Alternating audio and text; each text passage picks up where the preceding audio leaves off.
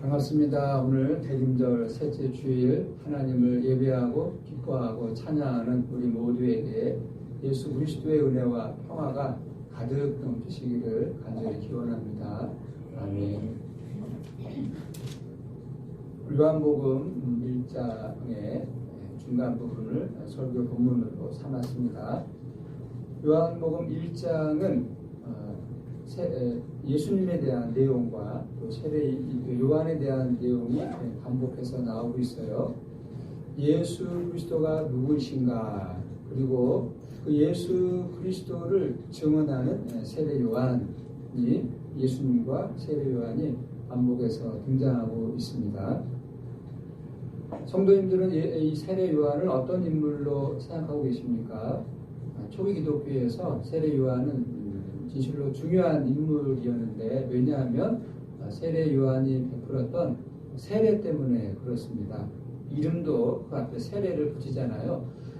유대 광야에서 유대 백성들에게 세례를 베풀었던 세례 요한. 이 초기 기독교에서 가장 중요한 거룩한 의식으로 자리를 잡은 것이 바로 이 세례입니다. 예수님이 직접 베풀지 않은 이 세례가 교회 안에서 중요한 의식으로 자리를 잡은 이유는 이 세례 요한의 영향이 크기 때문이죠. 세례 요한의 제자들이 예수님의 제자가 되기도 하고, 또 교회가 시작하면서 세례 요한의 제자들이 교회 안에 많이 들어오기도 했습니다. 오늘 본문은 이 세례 요한과 또 유대 종교 지도자들의 대화가 중심입니다. 유대 당국은 제사장들 그리고 레위인들을 세례 요한에게 보내서 질문을 하죠. 여러 가지 질문을 합니다. 당시 유대 당국은 이 세례 요한의 활동을 주목하고 있었어요. 왜 주목하고 있었을까요? 유대의 많은 백성들이 세례 요한에게 몰려갔고, 또 세례 요한에 대한 광범위한 지지가 있었기 때문이죠. 인기가 많았다는 뜻입니다. 그래서 당국자들은 이런 현상이 자칫 사회의 질서를 혼란하게 하지 않을까라고 하는 그런 생각을 갖고 사람들을 이제 요한에게 보내는 거죠. 세례 요한이 유대 광야에서 몰려온 사람들에게 세례를 베풀기도 하고 또 설교를 했습니다. 그 설교의 내용이 기존의 사회 체제를 비판하는 내용이었기 때문에 불편한 사람들이 있었죠. 세례 요한의 설교를 잠시 들어보십시오. 마태복음 3장 7절로 9절의 말씀입니다. 요한이 많은 바리새인들과 사두개인들이 세례 베푸는 대로 오는 것을 보고 이르되, 독사의 자식들아, 누가 너희를 가르쳐 임박한 진노를 피하라 하더냐?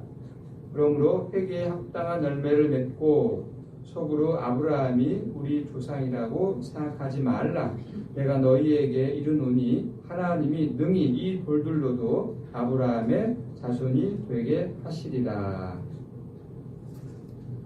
세례 요한은 일반 백성들뿐만이 아니라 사회적으로 또 종교적으로 높은 위치에 있었던 사람들, 바리새인들, 그리고 정치적으로 힘이 있었던 이 사두개인들을 향하여서 독사의 자식들아, 지금까지의 삶처럼 앞으로도 그렇게 살면 안 된다. 지금까지와는 완전히 다른 삶을 살아가야 된다. 말로만이 아니라 실제 삶으로 그렇게 살아야 된다라고 외쳤습니다. 이런 이야기를 들은 유대 종교 지도자들이 가만히 있을 수가 없는 거죠. 그래서 사람들을 세례 요한에게 보내서 조사를 해보고 이 종교 재판에 보낼지 아닐지를 이제 결정해야만 했습니다. 유대 당국으로부터 보냄을 받은 이 사람들이, 대표자들이 세례 요한에게 질문합니다. 당신은 누구입니까? 당신은 누구냐라고 질문해요. 정체를 밝히라는 것이죠. 세례 요한이 숨어서 활동한 것이 아니었기 때문에 세례 요한이 어떤 사람인지 그들도 잘 알고 있을 것입니다. 일단 이들의 질문을 좋은 뜻에서 우리가 생각해 볼 수가 있는 거죠. 고대 유대인들은 늘 새로운 지도자를 기다렸습니다. 왜 기다릴까요? 지금 사는 세상이 어렵고 힘들기 때문이죠. 어려울수록 힘들수록 새로운 지도자가 나타나서 이 나라를, 이 백성을 잘 이끌어주기를 바라는 마음은 더 강한 법입니다. 그 당시 유대는 로마의 지배를 받고 있었죠. 또 유대교의 신앙, 또 유대의 전통들이 다 무너지고 있는 그런 때였습니다. 살기도 어렵고 자신들이 소중하게 여기는 것들이 다 이렇게 무너지고 와야 되는 그런 상태에서 메시아를 유대 백성들은 간절히 기다리고 있었던 그런 때였습니다. 유대 당국은 이 세례 요한을 실제로 그리스도라고 생각을 하고 세례 요한에게 보낸 것일까요? 20절에서 이런 질문을 받고 세례 요한은 대답합니다. 나는 그리스도가 아닙니다. 나는 그리스도가 아닙니다. 대답하죠. 그러나 그 당시에 또 많은 사람들은 저 세례 요한 그리스도가 아닐까? 메시아가 아닐까? 그런 생각을 했을 법한 그런 지도력이 뛰어나고 정말 카리스마가 있는 그런 사람이었거든요. 예수님께서도 세례 요한에 대하여 평가하기를 여자가 낳은 사람 중에 가장 훌륭한 사람이다, 가장 뛰어난 사람이다라고 평가할 정도로 세례 요한은 대단한 사람이었습니다. 모든 사람들이, 많은 사람들이 세례 요한 앞에 와서 죄를 자복하고 또 세례를 받고 새롭게 살겠다라고 다짐하기도 했지요. 일반 사람들만 그렇게 한 것이 아니라 사회 지도층 인사들도 세례 요한 앞에 와서 머리를 숙였습니다. 신분 고하를 막론하고 유대인들이 요한을 지지하고 또 요한에게 몰려들었던 이유는 세례 요한의 설교가 감동적이기도 했지만 이 두 가지 내용 때문입니다. 하나는 세례 요한이 어떻게 살았습니까? 무소유로 아무것도 가진 것 없이 광야에서 홀로 살았다라고 하는 거죠. 인기가 있고 유명한 인사가 이렇게 가진 것 없이 산다는 것이 쉬운 게 아닙니다. 그러니까 존경스러운 거죠. 또 하나는 세례 요한이 설교를 할 때 회개하라, 삶을 바꾸어라, 그렇게 이야기하잖아요. 회개하라고 다그칩니다. 일반 백성들에게 뿐만이 아니라 정말 높은 지위에 있던 사람들을 향해서 이렇게 당신들 회개하지 않으면 하나님의 심판을 받을 것이라고 이렇게 외치는 것이 쉽지가 않은 일입니다. 가난하고 힘이 없는 사람들을 향해서는 회개하라고 다그칠 수 있지만 또 힘이 있고 권력이 있는 사람들을 향해서 이렇게 비판의 목소리를 낸다는 거 결코 쉬운 일이 아니었죠. 그래서 사람들은 세례 요한, 메시아, 우리가 기다리는 그 그리스도가 아닐까? 그런 질문을 할 수밖에 없었던 것입니다. 그때 세례 요한이 대답하죠. 나는 그리스도가 아닙니다. 그래서 또 묻는 거죠. 당신은 그러면 엘리야입니까? 엘리야는 우리가 아는 것처럼 유대 역사에서 가장 강력한 그 초자연적인 기적과 표적을 많이 행했던 사람이 엘리야입니다.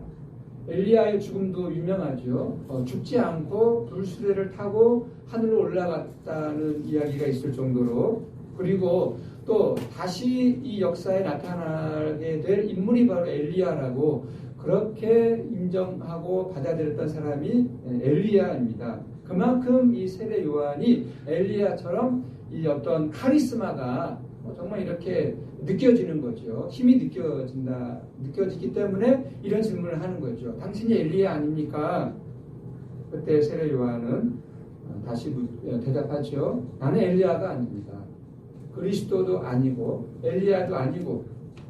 그러면 당신은 선지자입니까? 또 질문합니다. 선지자 아닙니까? 그렇게 질문하면서 이렇게 또 묻는 거예요. 22절에 이렇게 묻습니다. 누구냐? 우리를 보낸 이들에게 대답하게 하라. 너는 내게 대하여 무엇이라 하느냐? 너는 내게 대하여 무엇이라 하느냐? 당신은 자신을 누구라고 생각하고 있습니까? 이런 질문입니다. 이런 질문을 이해하기 위해서는 이 당시의 시대적 배경을 우리가 좀 이렇게 들여다보면 이 질문의 의미를 우리가 정확하게 이해할 수가 있는데요. 요한복음은 신약 성경 중에서 가장 늦게 기록된 성경 중에 하나입니다.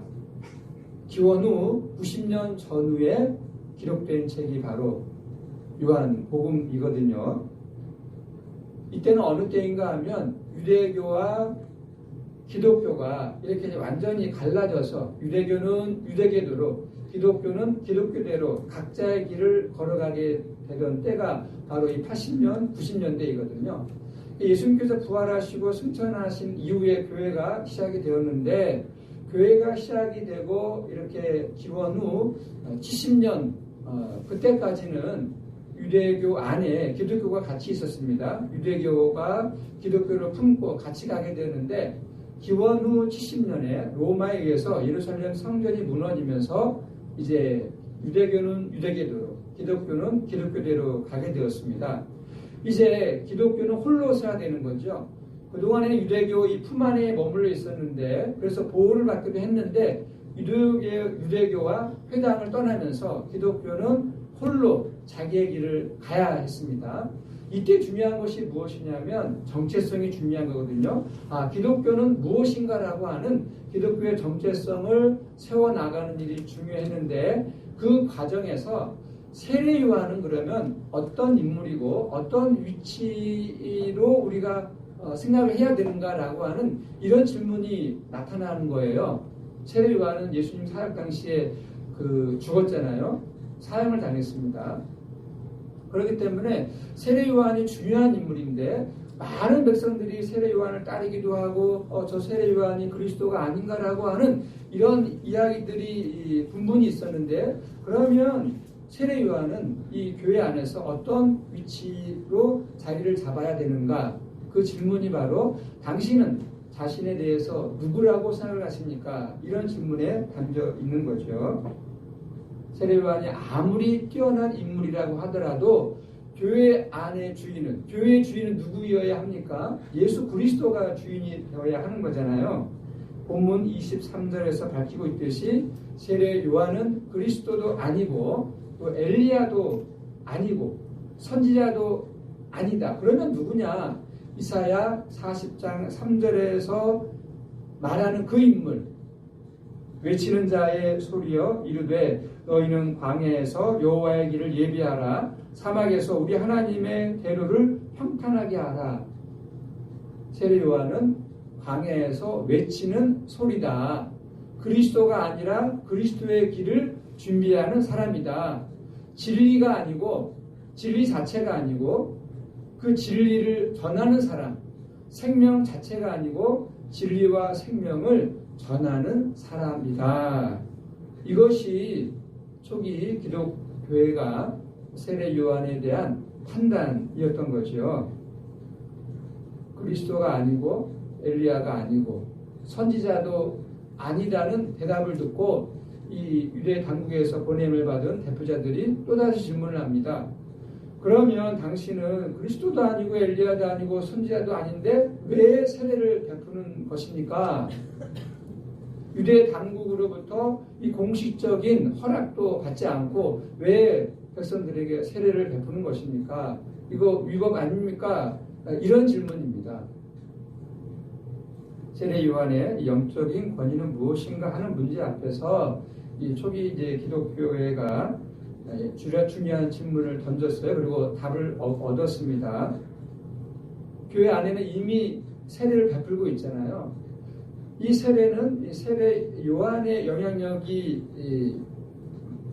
강했기 때문에 세례가 교회의 공식적인 이제 거룩한 의식으로 자리를 잡았는데 그렇다고 해서 세례 요한이 중요한 인물이 아니니까 이 세례를 그만둘 수도 없는 거죠. 세례는 세례대로 중요한 의식으로 자리를 잡으면서 그렇다라고 해서 세례 요한이 마치 어떤 그리스도의 어떤 그런 자리까지 올라가는 것을 이제 차단하는 차원에서 초기 기독교는 이런 질문과 대답을 하고 있는 것입니다.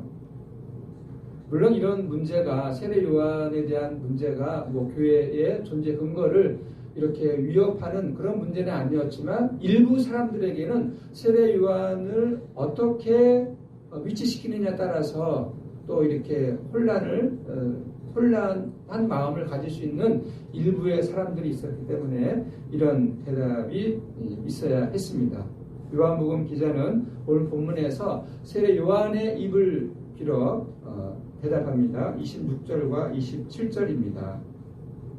나는 물로 세례를 베풀거니와 너희 가운데 너희가 알지 못하는 한 사람이 섰으니 곧 내 뒤에 오시는 그이라. 나는 그의 신발끈을 풀기도 감당하지 못하겠노라. 물로 세례를 베푸는 세례 요한과 완전히 차원이 다른 한 사람이 교회의 중심이 되어야 한다는 것입니다. 요한은 그 사람의 신발끈을 풀기도 어려운 위치에 서 있어야 되는 거죠. 요한복음 기자는 이 문제를 오늘 본문 33절에서 이렇게 정리합니다. 이 질문과 대답 속에서 세례 요한이 어떤 인물인가, 교회 안에서 어떤 위치에 있는가, 이것이 이제 26절과 27절에 세례, 물 세례와 성령 세례를 비교하면서 세례 요한은 물 세례를 주는 사람이고 예수 그리스도는 성령으로 세례를 베푸는 사람이다. 이게 차이가 있다라고 하는 거예요. 세례 요한과 예수 그리스도 사이에는 결정적인 차이가 있는데 세례 요한은 물 세례, 예수 그리스도는 성령 세례, 이렇게 대조를 시키면서 차이를 분명히 하고 있습니다. 물 세례만으로는 사람이 구원받을 수가 없다는 거예요. 물 세례도 변화이고 성령 세례도 변화인데 어떤 차이가 있는가? 물 세례는 도덕적이고 윤리적인 변화라고 한다면 성령 세례는 존재의 변화를 가리킵니다. 사람이 뭐 술과 담배를 하다가 예수 믿고 술과 담배를 끊었다라고 해서 그것은 좋은 일이지만 술과 담배를 하지 않는다라고 해서 구원을 받는다, 구원을 못 받는다, 이런 문제는 아니거든요. 세례 요한의 물 세례는 도덕적이고 윤리적인 어떤 변화를 이야기했다라고 한다면 예수 그리스도는 성령 세례, 존재의 변화를 이야기하는 겁니다. 이 차이를 알아야 되는 거예요. 세례 요한과 예수 그리스도 물 세례와 성령 세례 무슨 차이가 있는가라고 하는 것입니다. 유대 당국은 이 세례 요한에게 왜 허락도 받지 않고 세례를 베푸느냐라고 시비를 걸었죠. 이와 비슷한 일은 예수님에게도 있었습니다. 사람들이 움직이지도 못하는 중풍병자를 들것에 실어서 예수님 앞에 데리고 왔죠. 그때 예수님께서 그들의 믿음을 보시고 이렇게 말씀하십니다. 내 죄 사함을 받았느니라. 죄 사함을 받았다라고 하는 거예요. 그러자 옆에 있었던 그 바리새인들, 서기관들이 예수님의 말씀을 듣고 놀라는 거죠. 죄 용서는 하나님만 하실 수 있는데 어떻게 예수가 저 중풍병자를 향해서 죄 용서를 선포할 수 있는가? 이건 하나님을 모독하는 일이다. 신성 모독이다. 이렇게 주장하는 겁니다. 보십시오. 세례 요한은 물 세례를 주었습니다. 그리고 사람들의 죄를 지적했죠. 그러나 예수님은 그 죄를 용서하셨어요. 이게 결정적인 차이입니다. 죄를 지적하는 세례 요한, 그러나 예수님은 그 죄를 용서하시는 분, 이게 결정적인 차이인 거죠. 이게 바로 죄 용서가 성령 세례입니다. 죄 용서는 존재의 변화, 새 사람으로 만드는 거거든요. 이게 성령 세례인 거죠. 존재의 변화, 죄 용서. 교회 밖의 사람들은 이 죄 이야기를 들으면 대단히 기분 나빠합니다. 죄에 대한 이야기를 아주 싫어하죠. 교회 안에 있는 사람들도 죄 이야기는 많이 들었는데 죄에 대한 오해를 가지고 있어요. 그 죄 하면은 뭐 살인, 강도, 사기, 도둑질 그런 것을 우리가 생각을 하는데 그런 것들은 죄의 결과입니다. 파렴치한 행위를 우리가 죄라고 생각을 하면 성경이 말하는 이 죄 용서를 우리가 바르게 이해할 수가 없습니다. 죄에 대한 올바른 이해를 가져야 되는데 쉽게 이렇게 생각을 하시면 됩니다. 죄는 생명으로부터 끊어진 것, 생명으로부터 단절된 것이 죄다. 하나님은 생명이시잖아요. 하나님으로 말미암아 하나님의 창조 사건을 통해서 이 세상의 모든 것들이 존재하게 되었고 생명이 가능하게 되었습니다. 하나님과 연결되지 않으면 하나님은 생명이시기 때문에 존재의 근원이기 때문에 그 하나님으로부터 떨어져 있는 상태, 이게 죄예요. 성경이 말하는 죄는 하나님과의 이 관계로부터 멀어져 있는 상태, 깨어져 있는 상태, 하나님과의 관계가 깨어져 있는 상태를 죄다, 이게 죄다라고 이야기를 합니다. 오늘날 우리식으로 이야기하면 이런 거죠. 현대인들이 아무리 교양이 있고 합리적이고 이성적이고 인격적이고 또 이렇게 경제가 발전을 해서 아무리 부유하게 풍요롭게 살아간다고 하더라도 생명의 위협으로부터는 여전히 생명의 위협에서 벗어날 수가 없는 인간의 상태가 이게 죄의 상태입니다. 그래서 행복할 수가 없는 거죠. 참된 의미에서 사람들은 행복할 수가 없는 거예요. 이 행복할 수 없는 상태가 죄 가운데 있는 상태입니다. 성경이 말하는 죄 가운데 있다라고 하는 것은 저 사람이 뭐 잘못 말했어, 거짓말했어, 누구 사기쳤어 그런 의미가 아니라 행복한 상태가 아니라고 하는 거예요. 행복하게 살아가야 한다는 말은 죄에서 벗어나야 된다, 죄의 용서를 받아야 된다 같은 뜻입니다. 여기서 그러면 예수 그리스도를 통한 죄 용서는 무엇인가? 예수 그리스도의 죄 용서는 무엇인가? 라는 이런 질문이 가능하죠.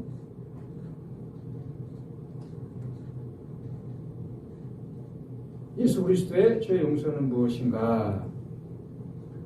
예수님 당시에 죄는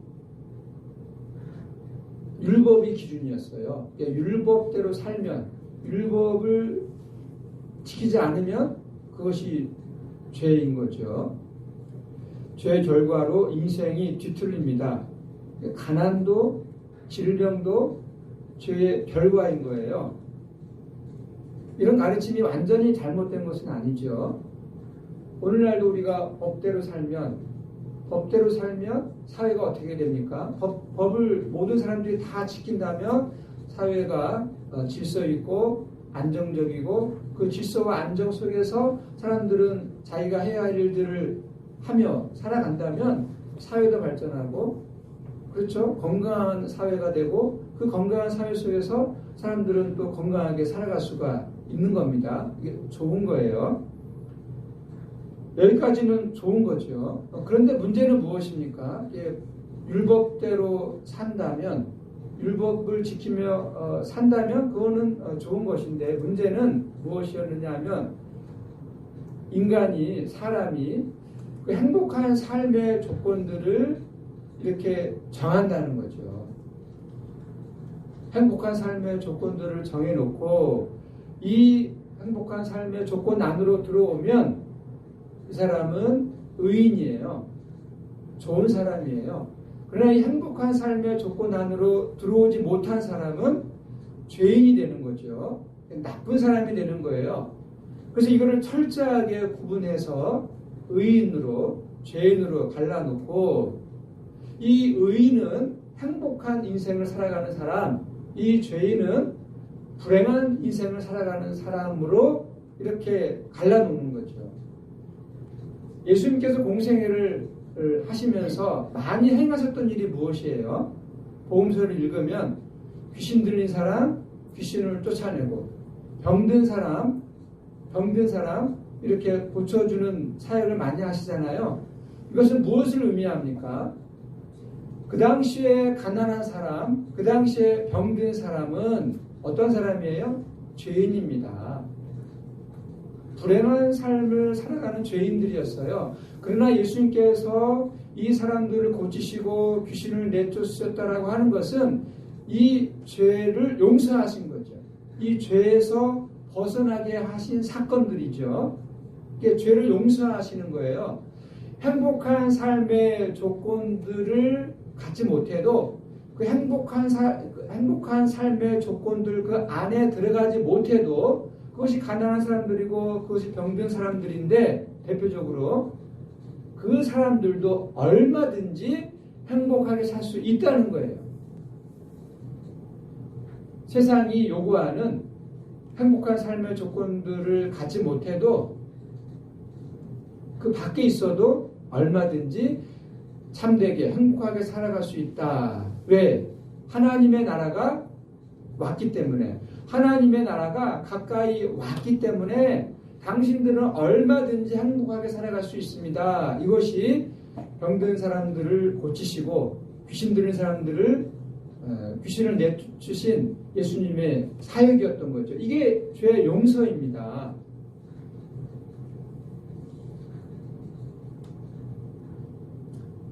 세상은 다 그렇게 돌아가는데 우리 기독교인들이라고 해서 그런 세상 속에서 어떻게 자유로울 수 있는가, 이런 질문이 또 가능합니다.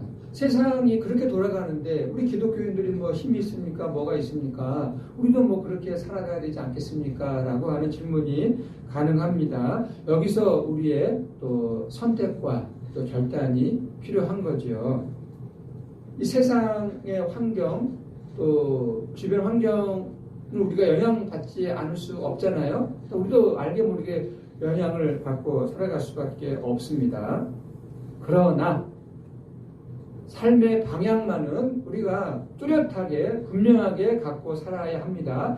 이 세상 속에 살기 때문에 기독교인들도 그런 세상이 요구하는 그런 강요하는 그런 질서 속에서 벗어나기가 힘들지만 삶의 방향성만큼은 우리가 분명하게 알고 살아가야 합니다. 이 삶의 방향성을 우리가 분명하게 놓치지 않고 살기 위해서는 어떻게 살아가야 할까요? 오늘 세례 요한이 받은 질문을 다시 한번 생각해 보시기를 바랍니다. 당신은 누구입니까? 당신의 정체성은 무엇이라고 생각을 하십니까? 라고 하는 이 질문 말입니다. 우리에게도 똑같이 해당되는 질문이거든요. 당신은 누구로부터 어디에서 생명을 경험하고 누구로부터 어디에서 참된 행복을 경험하며 살고 있습니까? 이런 질문 우리가 살면서 받아야 하는 질문이기도 하고 또 우리가 알고 있어야 되는 질문입니다. 당신의 정체성은 무엇입니까? 당신은 누구라고 생각하며 살고 있습니까? 그때 이런 질문을 받았을 때에 세례 요한의 마지막 대답, 이것이 오늘 본문 말씀에서 우리가 기억해야 할 정말로 중요한 대답입니다. 34절에서 이렇게 세례 요한이 대답하죠. 내가 보고 그가 하나님의 아들이심을 증언하였노라. 내가 보고 그가 하나님의 아들이심을 증언하였노라. 예수 그리스도가 하나님의 아들이라는 사실을 증언하는 자, 이것이 나의 정체성이다 라고 대답을 하고 있죠. 이 말은 곧 예수님이 생명의 근원이라는 사실, 예수님만이 죄 용서의 근원이라는 사실, 예수님만이 우리에게 참된 행복을 가져다 주시는 분이라는 이 사실을 나는 증언하며 산다. 나는 증언하며 산다. 이것이 세례 요한의 정체성이고 이것이야말로 우리 기독교인들의 정체성입니다. 인생을 복잡하게 생각하지 마십시오. 인생은 간단합니다. 우리의 인생은 간단한 거예요. 예수 그리스도가 하나님의 아들이라는 이 사실을, 예수 그리스도를 통해서만 나는 참된 행복을 누리며 경험할 수 있다라고 하는 이 사실을 나는 증언하며 산다. 이것이 나의 인생의 목적이고 이것이 나의 사명이다. 이것이 우리의 올바른 정체성입니다. 세상 속에서 지켜야 할, 그리고 확보해야 할 이 정체성을 갖고 살아가야 할 우리의 모습입니다. 우리 모두 이 세례 요한의 대답을 기억하시면서 기독교인의 정체성을 세상 속에서 지켜나가시기를, 확보하시기를 간절히 바랍니다. 아멘. 기도하겠습니다. 하나님, 오늘 본문 말씀을 통해서 당신은 누구인가? 당신은 어떤 정체성을 갖고 살아가는가라는 질문을 갖고 나는 예수 그리스도가 하나님의 아들이라는 사실을 증언하는 자다라고 대답하고 고백한 세례 요한의 말을 전해 들었습니다. 그렇습니다. 하나님, 우리는 누구입니까? 우리의 정체성은 무엇입니까? 우리는 예수 그리스도를 통해서 생명을 얻은 자라고, 예수 그리스도를 통해서 죄 용서를 받은 자라고, 예수 그리스도를 통해서 행복을 경험한 사람이라고 고백하고 증언하며 살아가는 사람들입니다. 이것을 붙잡고 살아가도록 성령이여 우리를 붙잡아 주시옵소서. 예수 그리스도의 이름으로 기도드립니다. 아멘.